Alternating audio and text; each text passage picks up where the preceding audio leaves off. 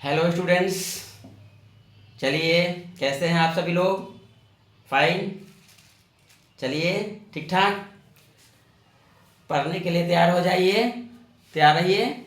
और मैं बार बार कहता हूँ, हमेशा हर वीडियो में मैं बताता हूँ कि जब भी आप मेरे वीडियो देखिए तो पहले से कलम और कॉपी नोटबुक अपने पास रखें और जो इम्पोर्टेंट पॉइंट्स हैं उसको आप नोट भी करें, जो आपको हमेशा काम आएगा। आज मैं फिर से आपके साथ तैयार हूँ 12वीं कक्षा की इतिहास विषय के साथ।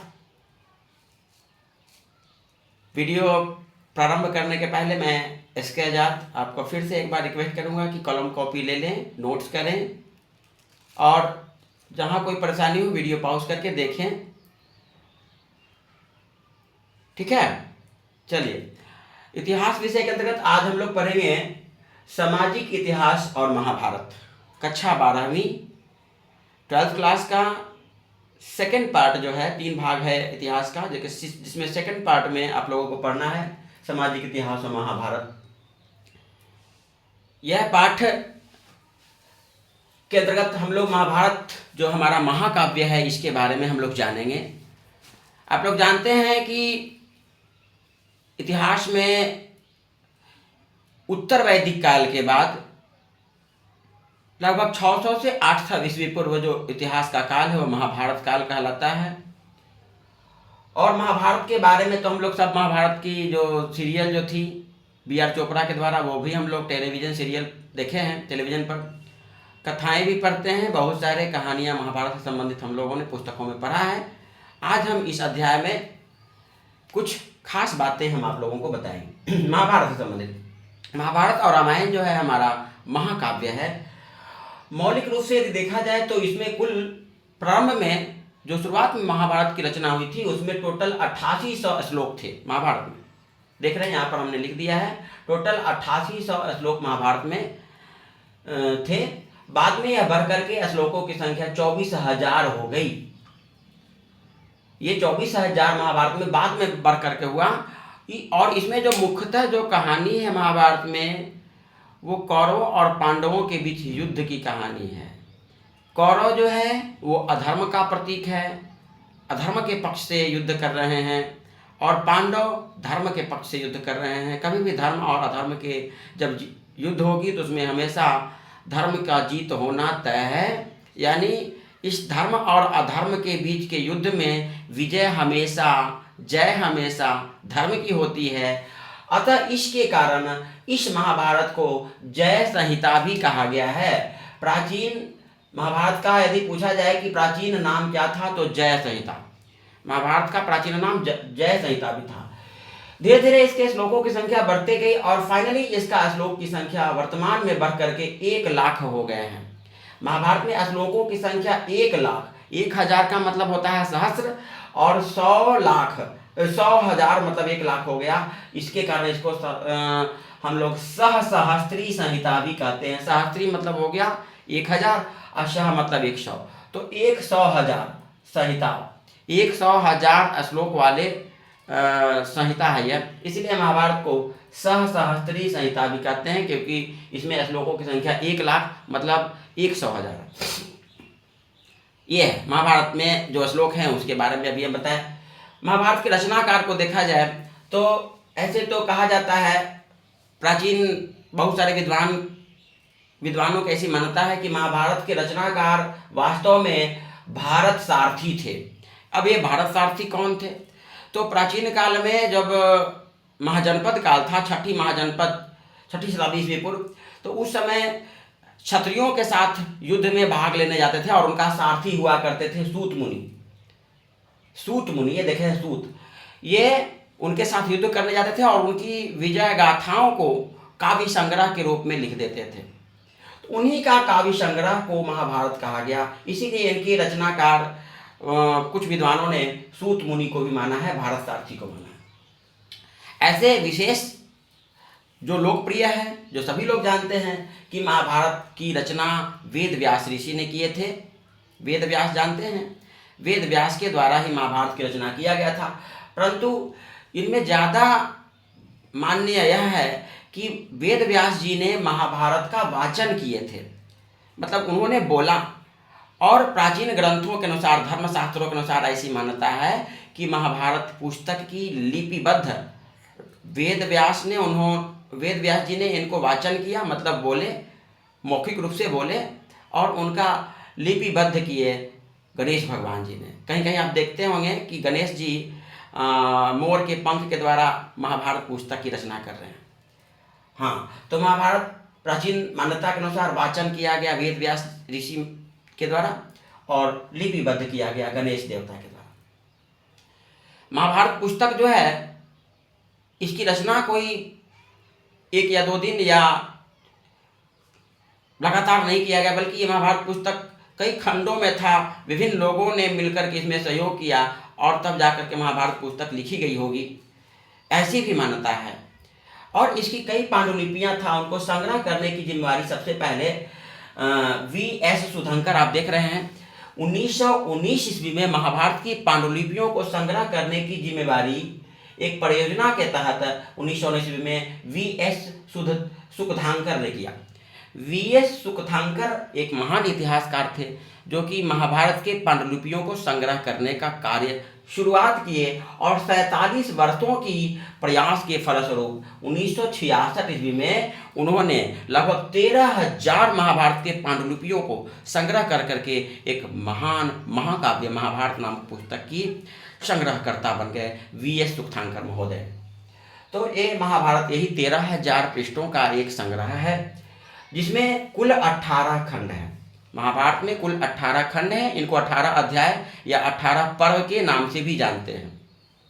संयोग है कि महाभारत की जो युद्ध हुआ कुरुक्षेत्र में, है ना, कुरुक्षेत्र में महाभारत का युद्ध 18 दिनों तक भी चला था, जिसमें सबसे अधिक दिन तक महाभारत में कौरवों की तरफ से जो सेनापति बने थे भीष्म पितामह, उसके बाद द्रोणाचार्य, उसके बाद कर्ण, उसके बाद कृपाचार्य, अश्वत्थामा, ये बारी बारी से कौरवों की तरफ से सारथी सेनापति बने थे।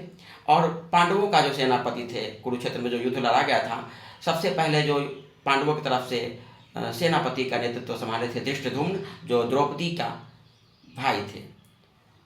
यज्ञकुंड से जिनका जन्म हुआ था, द्रौपदी और धृष्टद्युम्न का, वही धृष्टद्युम्न पांडवों के सेनापति थे। और कौरवों के सेनापति का नेतृत्व किए थे शुरुआत में भीष्म पितामह 5 दिनों तक, उसके बाद द्रोणाचार्य, उसके बाद कर्ण, और उसके बाद फिर कृपाचार्य, उसके बाद अश्वत्थामा। इन लोगों ने बारी बारी से अधर्म की तरफ से युद्ध लड़ने वाले द्रोणाचार्य इनका कौरवों की तरफ से, दुर्योधन की तरफ से सेनापति का नेतृत्व संभाला था। अब हम देखेंगे कि जो महाभारत में कुल, हम अभी बताया कि महाभारत में कुल 18 पर्व या 18 अध्याय हैं, उनको हम बारी बारी से देखेंगे, आप नोट कीजिएगा। अभी इसके पहले भी बताया जो श्लोक की संख्या, इसको प्राचीन नाम क्या है, जय संहिता, ये सब भी आप नोट कर लीजिए, काम देगा। ऑब्जेक्टिव क्वेश्चन इस तरह से पूछा जाएगा, किस पुस्तक का प्राचीन नाम जय संहिता है, तो महाभारत बोलेंगे। इसको सत सहस्त्री संहिता भी कहते हैं। इसके बाद महाभारत के जो 18 पर्व हैं उनको हम जानेंगे। महाभारत का 18 पर्व को एक एक करके आप नोट कीजिए, लिखिए, हम बोल भी रहे हैं और यहाँ लिखा हुआ देखिए आपके सामने बोर्ड पर। पहला पर्व जो है आदि पर्व, महाभारत का प्रथम पर्व है आदि पर्व। इस पर्व में कौरवों और पांडवों का जन्म से लेकर के उनका कैसे जन्म हुआ, लालन पालन कैसे हुआ, इनकी व्याख्या किया गया है आदि पर्व में। दूसरा है शौप्तिक पर्व, तीसरा आदि पर्व, दूसरा शौप्तिक पर्व। एक एक पर करके हम बोल रहे हैं, बारी बारी से लिखिए आप। पहला आदि पर्व, दूसरा शौप्तिक पर्व, तीसरा सभा पर्व, चौथा स्त्री पर्व, पांचवा वन पर्व, छठा है शांति पर्व, सातवां विराट पर्व, आठवां अनुशासन पर्व, नोट कीजिए। 9वां उद्योग पर्व, 10वां अश्वमेधिका पर्व, 11वां भीष्म पर्व, 12वां आश्रम वासिका पर्व, 12वां आश्रम वासिका पर्व, 13वां द्रोण पर्व, एंड 14वां है मौसूल पर्व, 15 कर्ण पर्व, 16 महाप्रस्थानिक पर्व, 16 महाप्रस्थानिक, महाप्रस्थानिक पर्व। प्रस्थान का मतलब होता है जाना। युद्ध के बाद जब युधिष्ठिर हस्तिनापुर के राजा बने और उनके जो धृतराष्ट्र, कुंती और गांधारी और साथ साथ विदुर जी वन को प्रस्थान करते हैं, यही पर्व है महाप्रस्थानिक पर्व में प्रस्थान करते हैं वन को। इसके बाद है 17 शल्य पर्व और स्वर्गारोहण पर्व। ये टोटल 18 पर्व। एक बार फिर से मैं बोलता हूँ, आप जो लिखे हैं उसको मिला लीजिए, या अभी तक नहीं लिखे तो फिर से एक बार लिख लीजिए। महाभारत के 18 पर्व। प्रथम है पहला आदि पर्व, दूसरा सौप्तिक पर्व, तीसरा सभा पर्व, चौथा स्त्री पर्व, पांचवा वन पर्व, छठा शांति पर्व, सातवां विराट पर्व, आठवां अनुशासन पर्व, नौवां उद्योग पर्व, 10वां अश्वमेघिका पर्व, 11 विराट भीष्म पर्व, 12वां आश्रम वासिका पर्व, 13 द्रोण पर्व, 14 मौसूल पर्व, 15 कर्ण पर्व, 16 महाप्रस्थानिक पर्व, 17 शल्य पर्व, 18 स्वर्गारोहण पर्व। ये 18 पर्व हैं। महाभारत की संक्षिप्त कहानी थोड़ी सी। महाभारत में सबसे पहले भरत, महाभारत के जो विशाल भारत के जो महान राजा थे भरत, दुष्यंत और शकुंतला के पुत्र, उनके पुत्र हुए शांतनु। और शांतनु की प्रथम विवाह गंगा माँ के साथ, जिनका पुत्र देवव्रत, और उन्होंने भीषण प्रतिज्ञा किया। उसके बाद उनका नाम भीष्म हुआ। भीष्म पितामह से आप सभी लोग वाकिफ हैं, महाभारत के एक प्रमुख पात्र थे। और शांतनु का एक बाद में चल कर के विवाह हुआ सत्यवती के साथ, जो एक मलाहिन थी, और उनसे जो पुत्र हुए विचित्रवीर्य। हालांकि शांतनु का जो विवाह हुआ सत्यवती से, उनका प्रथम पुत्र जो थे वेद व्यास जी थे। सत्यवती है ना, विवाह के पूर्व ही सत्यवती के से एक पूर्व पुत्र जो थे वो वेद व्यास जी थे। और सत्यवती का जो शांतनु से विवाह हुआ, उनके साथ जो पुत्र हुए विचित्रवीर्य। विचित्रवीर्य का कम अवस्था में ही मृत्यु हो गया रोग के कारण। तो वेद व्यास के सानिध्य में आने के बाद अम्बा, अंबिका और अंबालिका के द्वारा 3 पुत्र हुए, नहीं 2 पुत्र हुए अंबिका और अंबालिका के द्वारा। अम्बा तो चली गई थी, जिन श्राप दिया था, जिससे बाद में शिखंडी बना था। तो अंबिका और अंबालिका के द्वारा 2 पुत्र हुए। एक धृतराष्ट्र, जब धृतराष्ट्र जो अंधे थे जन्म से, जब वो वेद व्यास जी के सानिध्य में आई थी अंबिका, तो उन्होंने अपने आंखें बंद कर ली, जिसके कारण उनका पुत्र हुआ धृतराष्ट्र। और डर से जब कांपने लगी थी अंबालिका वेद व्यास के डर से, तो उनका पुत्र जो हुआ यक्ष्मा रोग से पीड़ित पांडु। और दासी पुत्र था विदुर। और यही धृतराष्ट्र के 100 पुत्र हुए। धृतराष्ट्र के 100 पुत्र और पांडु के 5 पुत्र। दोनों में राजा बनने को लेकर के, राजकुमार बनने को लेकर के, और भावी राजकुमार और राजा बनने को लेकर के युद्ध हुआ, धर्म और अधर्म का युद्ध। यही कौरवों और पांडवों के बीच युद्ध की कहानी है महाभारत। महाभारत जो कुल 18 पर्व हैं और 18 दिनों तक लड़ा गया था कुरुक्षेत्र में, जिसमें धर्म का नेतृत्व किए पांडव और उनका साथ दिए भगवान श्री कृष्ण जी ने, और जिन्होंने कि प्रथम इसमें संबंधित कुरुक्षेत्र में गीता का उपदेश भी दिए अपने पार्थ अर्जुन को, जो कि एक महत्वपूर्ण हमारा धर्मशास्त्र भी है। ये श्रीमद् भागवत गीता, इनके भी रचनाकार महर्षि वेद व्यास थे। एक बार से हम बारी बारी से बताते हैं इन पर्व 18 पर्वों में कौन कौन चीज़ों का उल्लेख किया गया। प्रमुख जो पर्व थे आदि पर्व, इसमें कि कौरव और पांडवों के जन्म और लालन पालन की कथा है।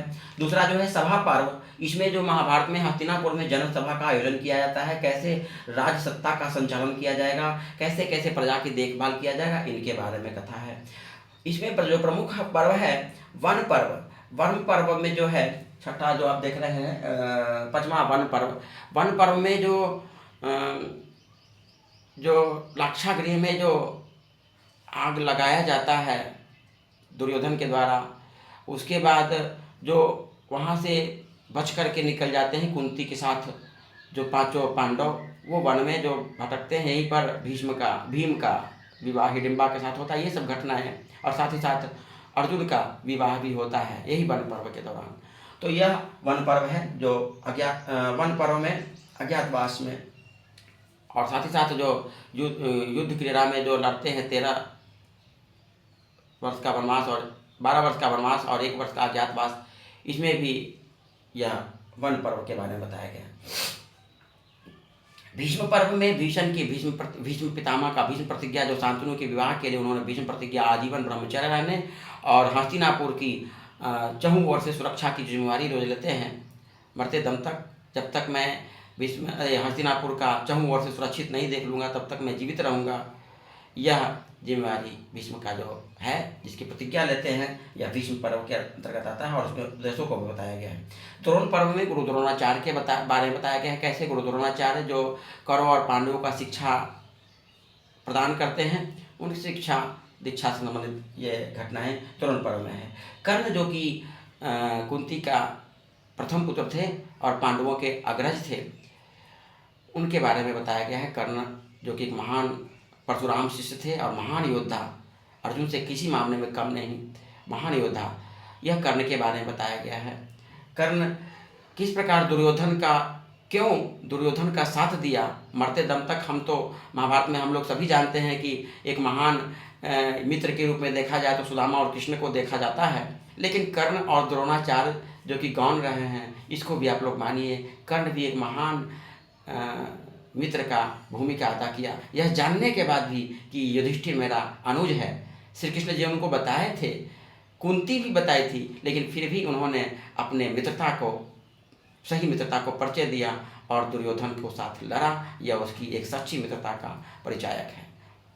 तो इस कर्ण के बारे में भी जानेंगे कर्ण पर्व में। और उसके बाद है शल्य पर्व। शल्य पर्व में आप शल्य जी को जानते हैं, जो कि कर्ण का सारथी थे। शल्य हालांकि महाभारत में जो पांडु जो थे, पांडु में चौथे और पांचवें नकुल और सहदेव जो माद्री के पुत्र थे, उन माद्री का भाई था शल्य। और शल्य जो महाभारत युद्ध में 2 मामा थे, एक शकुनी मामा जो सुबल गंधार नरेश सुबल का पुत्र थे, ये भी 100 भाई थे, शकुनी भी। इनके 100 भाई के मरने का कारण भीष्म पितामह और धृतराष्ट्र थे, इसीलिए इन्होंने संकल्प लिया था कि हम महाभारत करवाएंगे और कौरवों के 100 भाई को नाश करने का कारक बनेंगे। और वही सुबल ऋषि के हड्डी से इनका शकुनी मामा का जो पासा बना था, और उन्हीं पासा की सहायता से जो शकुनी के पिता सुबल के हड्डी से बना पासा, इससे महाभारत का मेन जिम्मेदार था उनकी पासा। तो ये शल्य थे, वो भी एक मामा थे, जो नकुल सहदेव के मामा और कौरवों के मामा, पांडवों के मामा शल्य और कौरवों के मामा शकुनी, दोनों लड़ रहे थे कौरवों की तरफ से। और शल्य ने भी प्रतिज्ञा किया कि हम युद्ध नहीं लड़ेंगे, कर्ण की तरफ से युद्ध लड़ेंगे। और एक है महाप्रस्थानिक पर्व, जब युद्ध के बाद जब ये चले जाते हैं, युद्ध के बाद जब चहुं ओर से सुरक्षित हो जाता है, तो धृतराष्ट्र, कुंती, गांधारी और विदुर जी जाते हैं वन, और वहीं अपने अंतिम अवस्था में अपने शरीर को त्याग करते हैं। ये सारी पर्व है आश्रमवासी का पर्व में। इसके बाद आश्रमवासी का पर्व में और महाप्रस्थानिक पर्व में फिर सभी लोग प्रस्थान करते हैं स्वर्ग की ओर, ये और स्वर्गारोहण पर्व, वहाँ स्वर्ग में क्या क्या होता है ये सब देखते हैं। ठीक है, तो आज हम लोग इस वीडियो में महाभारत के बारे में, महाभारत के कुछ अंशों के बारे में जाने और महाभारत के मेन पर्वों के बारे में जाने, 18 पर्व। अगले टॉपिक जो मेरा होगा वीडियो, उसमें आपको विवाह के बारे में बताएंगे। विवाह क्या है, विवाह के कितने प्रकार हैं और कौन कौन से विवाह के प्रकार की क्या प्रकृति है और कौन से विवाह अच्छे हैं, कौन अच्छे नहीं हैं, ये सभी बताएंगे हम आपको अगले वीडियो में। आपको अगला वीडियो आपको स्वतः प्राप्त हो, इसके लिए मैं आपसे फिर से एक बार रिक्वेस्ट करता हूँ, अभी तक आप लोगों ने अभी तक मेरे वीडियो को सब्सक्राइब नहीं किए हैं तो अभी बेल बटन दबाइए, ताकि अगला वीडियो आपको स्वतः मिले। इतिहास, और अभी तो मैं बता दूँ आपको, इतिहास नहीं 9th 10th का जो साइंस और मैथमेटिक्स का भी आपको वीडियो मेरे इस चैनल पर आजाद सर यूट्यूब पर प्राप्त होगा। आपको सारे वीडियो आपको प्राप्त हों, देखिए, इसके लिए आप मेरे वीडियो को सब्सक्राइब कीजिए, चैनल को सब्सक्राइब कीजिए, बेल बटन दबाइए, व्यू एंड कमेंट भी करें। आपको ये वीडियो कैसा लगा इसके लिए कमेंट सेक्शन में कमेंट करें। ठीक है, धन्यवाद, जय हिंद।